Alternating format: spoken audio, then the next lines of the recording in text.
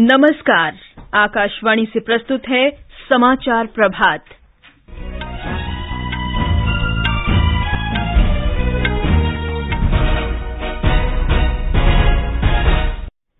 प्रधानमंत्री नरेंद्र मोदी की मां हीराबेन का आज अहमदाबाद में निधन। प्रधानमंत्री वीडियो कॉन्फ्रेंस के माध्यम से आज पश्चिम बंगाल में 7,800 करोड़ रुपए की परियोजनाओं की आधारशिला रखेंगे। वे राष्ट्रीय गंगा परिषद की दूसरी बैठक की अध्यक्षता भी करेंगे। निर्वाचन आयोग का अंतर्राज्यीय प्रवासियों के लिए देश में कहीं से भी वोट डालने का प्रस्ताव। सीबीएसई ने 10वीं और 12वीं कक्षा की बोर्ड परीक्षा तिथियों की घोषणा की। भारत ऑस्ट्रेलिया आर्थिक और सहयोग व्यापार समझौता लागू और ब्राजील के दिग्गज फुटबॉल खिलाड़ी पेले का 82 वर्ष की उम्र में निधन। समाचार प्रभात के साथ मैं जागृति शर्मा। प्रधानमंत्री नरेंद्र मोदी की मां हीराबेन का निधन हो गया है। उन्होंने आज तड़के अहमदाबाद के एक अस्पताल में अंतिम सांस ली। वे 100 वर्ष की थीं। प्रधानमंत्री नरेंद्र मोदी ने उनके निधन पर ट्वीट कर श्रद्धांजलि दी है। अपने ट्वीट में उन्होंने लिखा, शानदार शताब्दी का ईश्वर चरणों में विराम। मां में मैंने हमेशा उस त्रिमूर्ति की अनुभूति की है जिसमें एक तपस्वी की यात्रा, निष्काम कर्मयोगी का प्रतीक और मूल्यों के प्रति प्रतिबद्ध जीवन समाहित रहा है। प्रधानमंत्री ने अपनी मां के 100वें जन्मदिन पर हुई मुलाकात को याद करते हुए कहा कि उनकी मां ने हमेशा विवेक के साथ कार्य करने और जीवन को पवित्रता के साथ जीने के लिए प्रोत्साहित किया। वर्ष 2015 में फेसबुक के संस्थापक मार्क जुकरबर्ग के साथ टाउन हॉल अधिवेशन के समय प्रधानमंत्री ने मां के जीवन की कठिनाइयों को याद करते हुए कहा था कि किस प्रकार से उनकी मां ने अपने बच्चों को विषमताओं के बीच में पाला था। अब जब हम छोटे थे तो हमारा गुजारा करने के लिए वे अड़ोस पड़ोस के घरों में बर्तन साफ करना, पानी भरना, मजदूरी करना। आप कल्पना कर सकते हैं कि एक मां ने अपने बच्चों को बड़ा करने के लिए कितना कष्ट उठाया होगा। और ये सिर्फ नरेंद्र मोदी के केस में नहीं है, भारत में ऐसी लाखों माताएं जिन्होंने अपने बच्चों के सपनों के लिए अपना पूरा जीवन आहूत कर दिया है। प्रधानमंत्री की मां के निधन पर विभिन्न नेताओं ने दुख व्यक्त किया है। रक्षा मंत्री राजनाथ सिंह ने शोक संदेश में कहा कि मां की मृत्यु किसी के जीवन में ऐसी शून्यता छोड़ जाती है जिसे भरना असंभव है।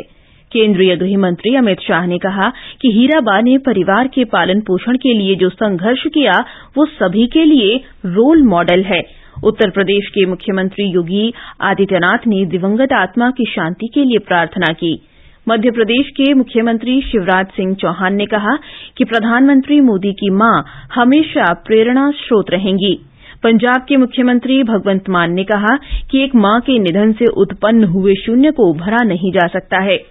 पूर्व उपराष्ट्रपति एम वेंकैया नायडू ने दिवंगत आत्मा की चिर शांति के लिए प्रार्थना की है। आंध्र प्रदेश के पूर्व मुख्यमंत्री एन चंद्रबाबू नायडू ने कहा कि दुख की इस घड़ी में उनकी संवेदनाएं परिवार के साथ हैं। प्रधानमंत्री नरेंद्र मोदी आज पश्चिम बंगाल में वीडियो कॉन्फ्रेंस के माध्यम से 7,800 करोड़ रुपए की परियोजनाओं की आधारशिला रखेंगे और कई परियोजनाओं का लोकार्पण करेंगे। प्रधानमंत्री कोलकाता मेट्रो के जोका तारातला खंड का भी उद्घाटन करेंगे और कई अन्य रेल परियोजनाओं की आधारशिला रखेंगे तथा लोकार्पण करेंगे। प्रधानमंत्री राष्ट्रीय गंगा परिषद की दूसरी बैठक की अध्यक्षता भी करेंगे।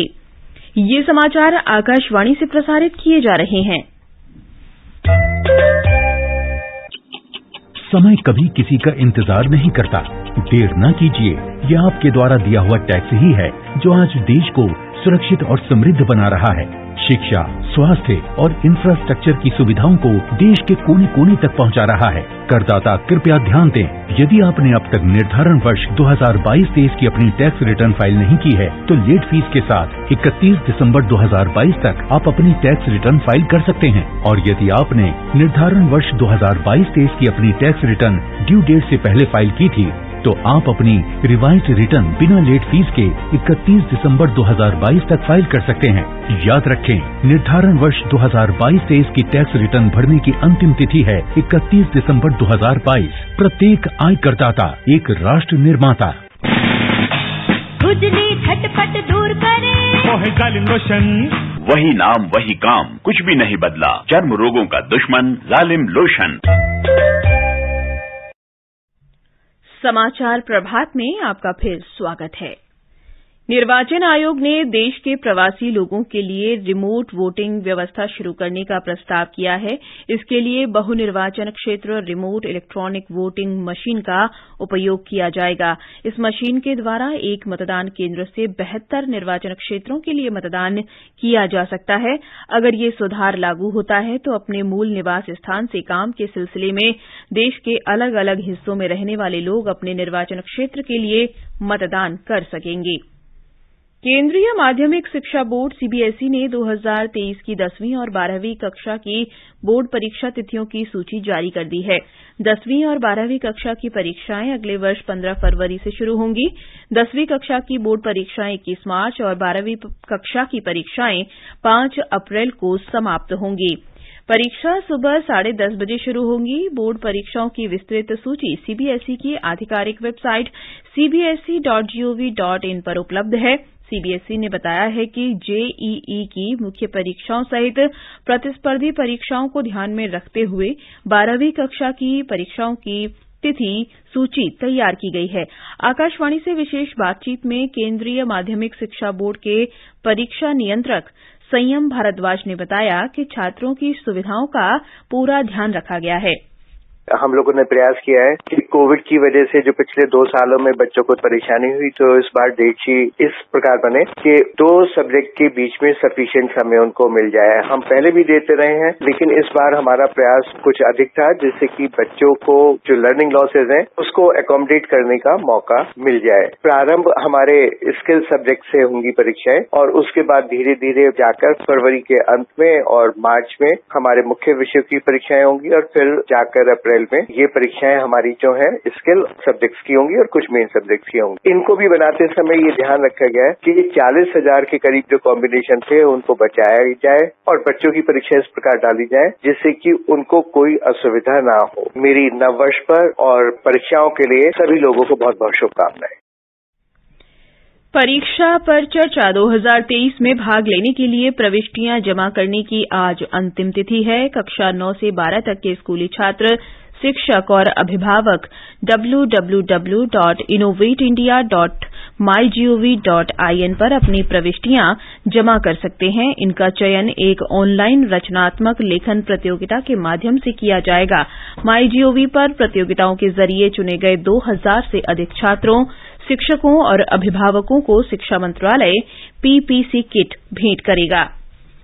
आकाशवाणी का समाचार सेवा प्रभाग आज अपने विशेष वर्षांत श्रृंखला के अंतर्गत वर्ष 2022 की प्रमुख घटनाओं पर एक विशेष कार्यक्रम प्रसारित करेगा। इसे आज रात 8 बजे से एफएम गोल्ड और इंद्रप्रस्थ चैनल पर सुना जा सकेगा। ये भेंटवार्ता वेबसाइट newsonair.nic.in और हमारे YouTube channel news on AIR official पर भी उपलब्ध होगा। आकाशवाणी का समाचार सेवा प्रभाग वर्षांत श्रृंखला के अंतर्गत आज विधि और न्याय मंत्री किरेन रिजिजू का साक्षात्कार प्रसारित करेगा। इस भेंटवार्ता में श्री रिजिजू विधि और न्याय मंत्रालय की उपलब्धियों पर चर्चा करेंगे। उन्होंने साक्षात्कार में बताया कि पुराने कानूनों को हटाकर न्याय प्रणाली को लोगों के हित के अनुरूप बनाया गया है। There are various laws which are known as archaic laws or the provisions made during British time. So when India is an independent country, we govern ourselves. Nobody is our master. So in that context, our laws are to be very citizen-friendly and citizen-centric. That is why we have gone through major provisions of all the existing laws, and we have already removed 1486 archaic laws. ये भेंटवार्ता आज शाम 7:10 पर FM gold channel पर सुर्खियों में और रात 9:15 पर स्पॉटलाइट में सुनी जा सकती है। भारत ऑस्ट्रेलिया आर्थिक और सहयोग व्यापार समझौता ECTA लागू हो चुका है। इस समझौते से ऑस्ट्रेलिया के विभिन्न क्षेत्रों में कई भारतीय वस्तुओं पर ड्यूटी शुल्क नहीं लगेगा। इस समझौते से भारतीय विनिर्माण उद्योग को लाभ होने के साथ 10 लाख रोजगार भी सृजित होंगे। समझौते से 1 लाख से अधिक भारतीय विद्यार्थियों को अध्ययन के बाद वहां काम करने का वीजा भी मिल सकेगा।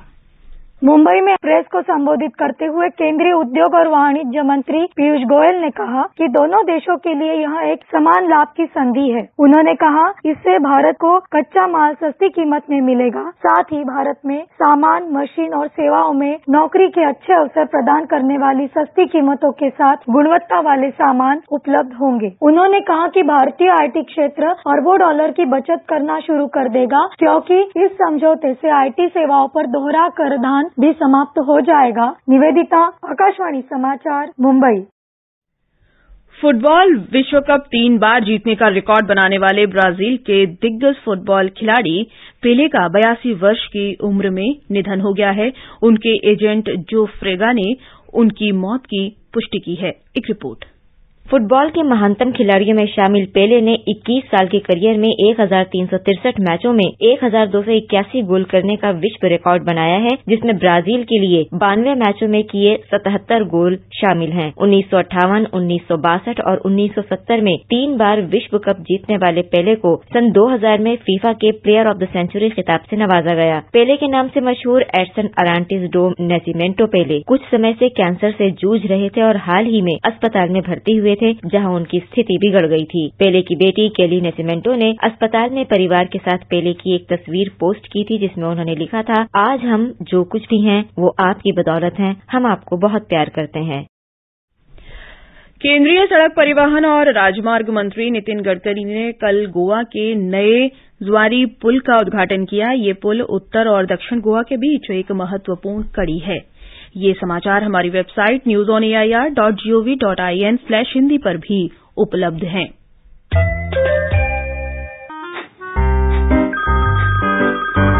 सर, आपका KYC अपडेट करना है, नहीं तो अकाउंट और ATM कार्ड ब्लॉक हो जाएगा। सावधान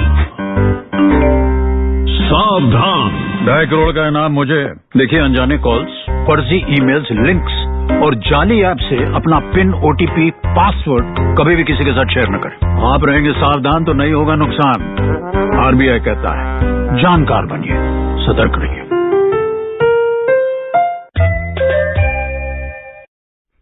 और अब समाचार पत्रों की सुर्खियों के साथ हैं रवि कपूर। धन्यवाद जागृति। रिमोट EVM का प्रोटोटाइप तैयार होने की खबर आज प्रकाशित सभी अखबारों की सुर्खी है। राजस्थान पत्रिका लिखता है, घरेलू प्रवासियों को मिलेगी कहीं से भी मतदान करने की सुविधा।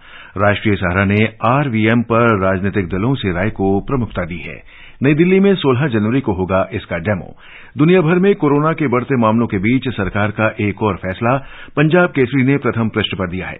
चीन समेत 6 देशों से आने वाले यात्रियों के लिए 1 जनवरी से RT-PCR जरूरी। दैनिक भास्कर ने देश के शीर्ष डॉक्टरों की राय को प्रमुखता दी है। चीन से कोरोना से हमें डरना नहीं, सिर्फ सतर्क रहना है, अब कोरोना लहर की आशंका नहीं।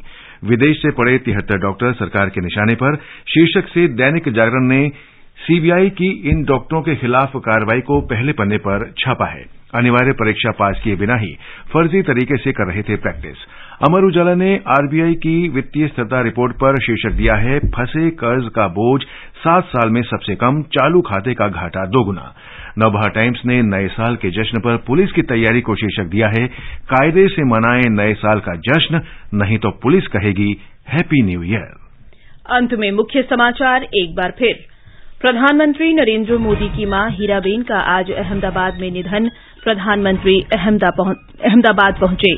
प्रधानमंत्री नरेंद्र मोदी वीडियो कॉन्फ्रेंस के माध्यम से पश्चिम बंगाल में आज 7,800 करोड़ रुपए की परियोजनाओं की आधारशिला रखेंगे। वे राष्ट्रीय गंगा परिषद की दूसरी बैठक की अध्यक्षता भी करेंगे। निर्वाचन आयोग का अंतर्राज्यीय प्रवासियों के लिए देश में कहीं से भी वोट डालने का प्रस्ताव। सीबीएसई ने 10वीं और 12वीं कक्षा की बोर्ड परीक्षा तिथियों की घोषणा की और भारत ऑस्ट्रेलिया आर्थिक तथा सहयोग व्यापार समझौता लागू।